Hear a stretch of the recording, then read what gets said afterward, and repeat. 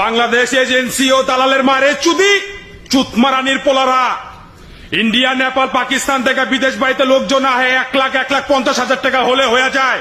সব ধরনের সুযোগ সুবিধা পেয়ে থাকে। আমরা বাংলাদেশের বাঙালিরা 4-5 লাখ টাকা আসার পরও আমরা সবকিছু থেকে বঞ্চিত। এই সমস্ত গরিব দুঃখী মানুষ কিস্তির উপরে টাকা নিয়ে সুদের উপরে টাকা নিয়ে আর চুতমারানির পোলা বসত বাড়ির পেপার ব্যাংকে জমা রাখা বিদেশ বাড়িতে আছে।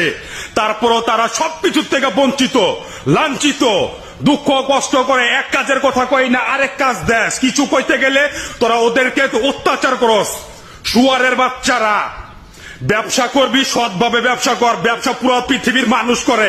এই চুতমারানির পোলারা, দালালের মারে যদি খানকি মামাগির পোলারা, এমনও সময় চুতমারানির পোলারা তোর মা বইনে গো মানুষের রাস্তার ভিতরে আইনা হিয়ার কুত্তর মতো চুইটা দিব। শুয়ারের বাচ্চা, এই বান্দি মাগির পোলা আমার জীবনটা তসতস করে লেছিস। খানকি মাগির পোলারা, আমার লিডম্যান আমার প্রতিদিন কয়, এ you at first toilet clean after their work